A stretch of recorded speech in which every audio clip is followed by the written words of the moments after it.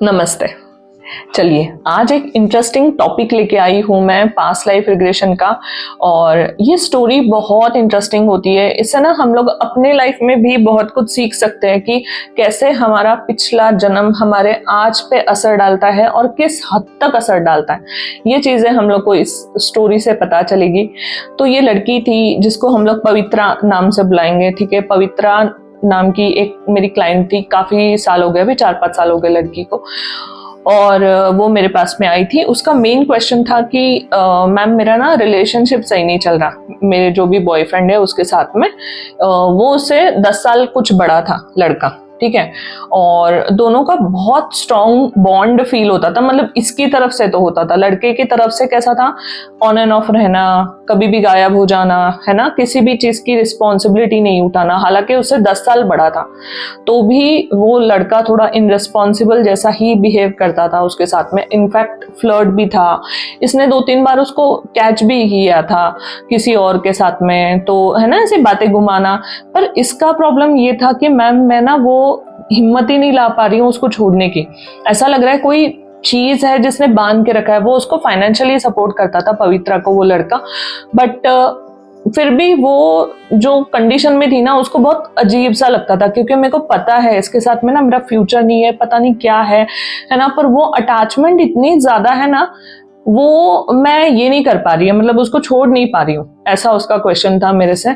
और फिर बाकी उसका बैकग्राउंड चेक करने के बाद पता चला कि उसके ना फैमिली में भी इश्यूज है। फैमिली भी उसके लिए कोई मतलब ना स्टैंड नहीं लेता, कोई उसके साथ में खड़ा नहीं है।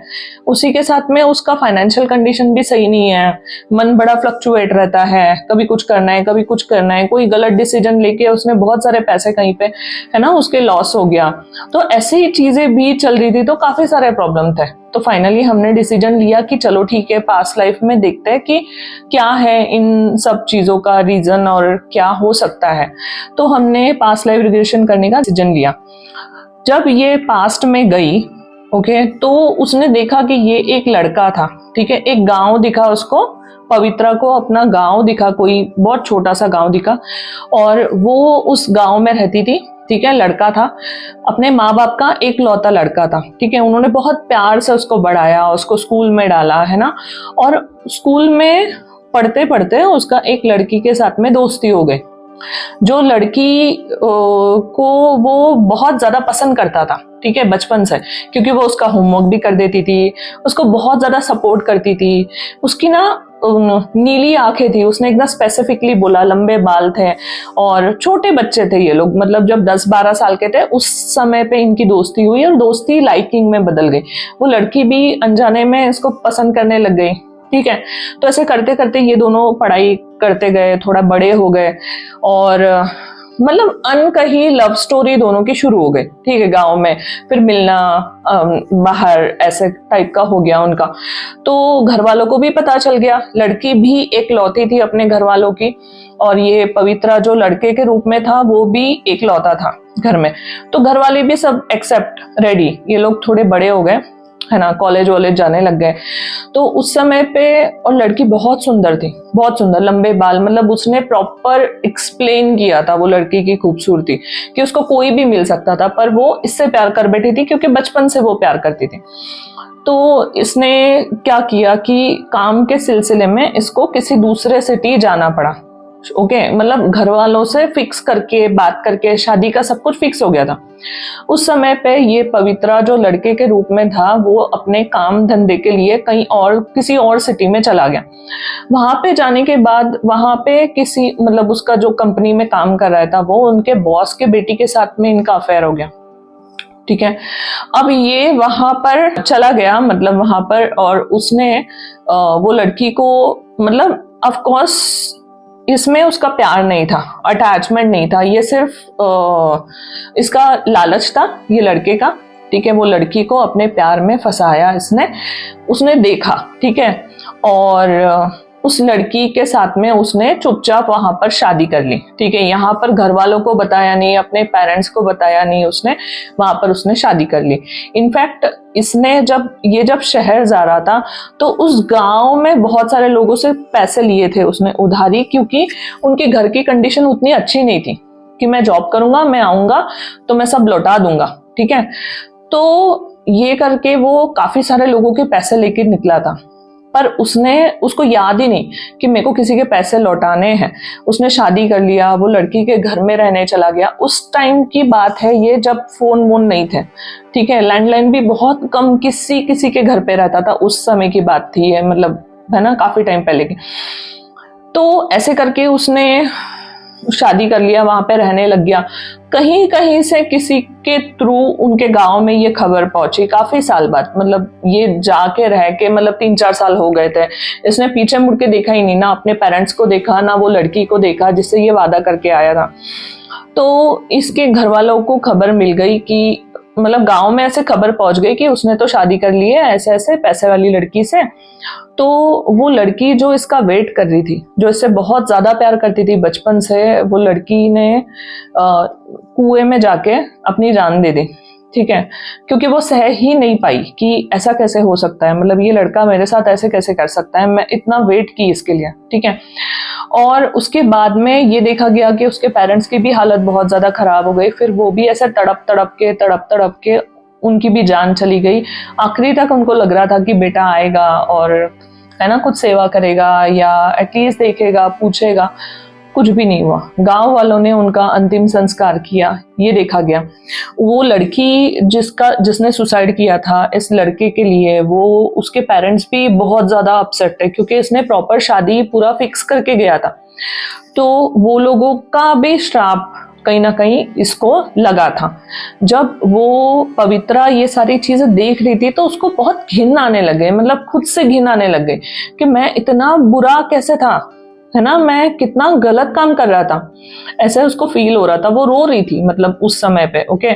और वहां पे उसने देखा कि पवित्रा फिर अपने फैमिली के साथ में रहने लग गई है, उनको 2 बच्चे हो गए और वो अच्छे से एकदम महल जैसे बड़े घर में रह रही थी। उसके बाद में उसने देखा कि कुछ समय चला गया, बीवी के साथ में थोड़ा सा खटपट, क्योंकि वहां पे इमोशंस नहीं थे ना, वो तो पैसे के लिए था, वो चीजें तो उसको मिल गई, पैसा चाहिए था, नाम चाहिए था। फिर उसको रियलाइज हुआ कि अरे मैंने वो लड़की के साथ गलत किया, मैंने ये किया। वो सोच सोच के ना अंदर ही अंदर घुटता गया और वो उसने बिस्तर पकड़ लिया बहुत जल्दी, कम एज में, ऐसे 45-50 में। बच्चे फिर भी उसके थे, बड़े हो गए थे। तो पर उसके बच्चे, उसकी बीवी कभी उसके पास आते नहीं थे, सिर्फ नौकर रख दिया था, उसको एक कमरा दे दिया था। वो कमरे में मतलब उसकी दवाई ववाई पहुंचती थी, उसका खाना पहुंच जाता था, सब देखभाल सब हुई उसकी, पर नौकरों के इससे हुई, ठीक है। ये सब होने के बाद में जब उसकी डेथ हुई तो उसकी भी ऐसे ही 50-55 में डेथ हो गई, समथिंग 5-7 साल कुछ वो बेड पे था, कुछ हो गया था लकवा टाइप का, जिससे उसकी ना बॉडी मूव नहीं करती थी और उसकी डेथ हो गई, ये उसने देखा। और उसके बाद में उसको बहुत गिल्ट फील हुआ, क्योंकि अभी तो वो प्रत्यक्षदर्शी थी ना कि मैंने क्या क्या कर्म करके आई हूं, ओके, वो सोल थी। तो फिर उसको वहां जाकर उस लड़की से माफी मांगने लगा, वो लड़की जिसने सुसाइड किया था इसके लिए, ओके। तो फिर उसमें देखा गया, उसने ध्यान से देखा तो उसको पता चला वो जो उसका बॉयफ्रेंड है वो ये लड़की ही है जो उसका बदला लेने आई है ना। मैंने तेरा इतना साथ दिया, मैंने इतना सब कुछ किया तेरे लिए और तूने मुझे धोखा दे दिया, ठीक है। तो वो चीज वो ना माफ नहीं कर पाई उसको कभी, ठीक है। और वो दूसरा जन्म लेकर अभी उसके बॉयफ्रेंड के रूप में उसको वैसे ही परेशान कर रही है और ये सब झेल रही है, पर ये ना बाहर निकल नहीं पा रही वो सर्कल से। समझ ही नहीं आ रहा कि मैं क्यों कर रही हूँ, क्योंकि आजकल हम लोग देखते हैं ना लड़कियां स्ट्रांग हो गई है, इतना ज्यादा कोई सहता नहीं है ना, निकल जाते हैं। तो ये निकल नहीं पा रही थी बिकॉज ऑफ उसका श्राप कि मैंने जितना सहा है तेरी वजह से तू भी उतना ही सहेगी।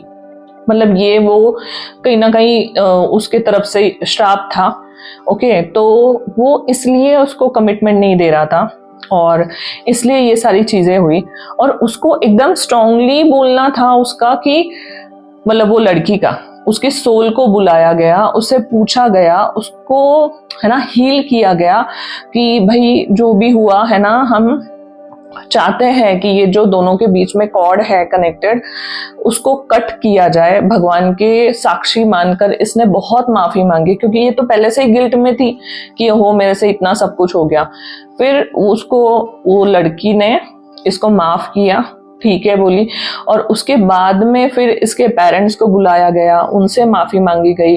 वो जो गांव वाले थे जो जिन्होंने इनको हेल्प की थी पैसे के लिए, उनको बुलाया गया, उनसे माफी मांगी गई, है ना, क्योंकि इसको फील हो रहा था, ये मरने से पहले भी रियलाइज कर रहा था कि मैंने गलत किया, है ना। तो वो भी चीजें हील की गई।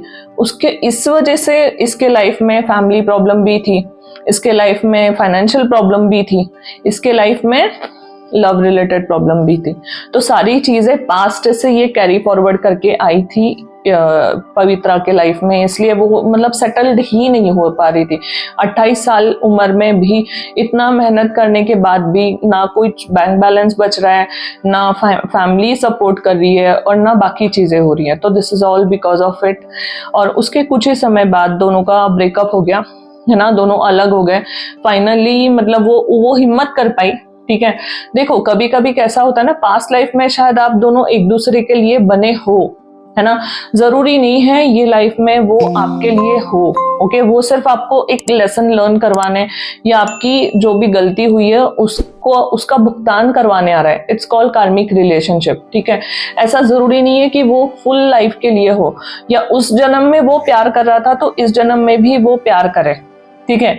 तो इन दोनों का वैसे लॉन्ग टर्म नहीं था। ऑफ कोर्स ये सोल कनेक्शन था, but it's a karmic connection, ठीक है। तब जाके जब हमने कॉर्ड कट किया उसके कुछ समय बाद जाकर ये रिश्ता टूटा, है ना। ये लड़की अपने लाइफ में मूव ऑन हो गई, वो लड़का अपने लाइफ में मूव ऑन हो गया।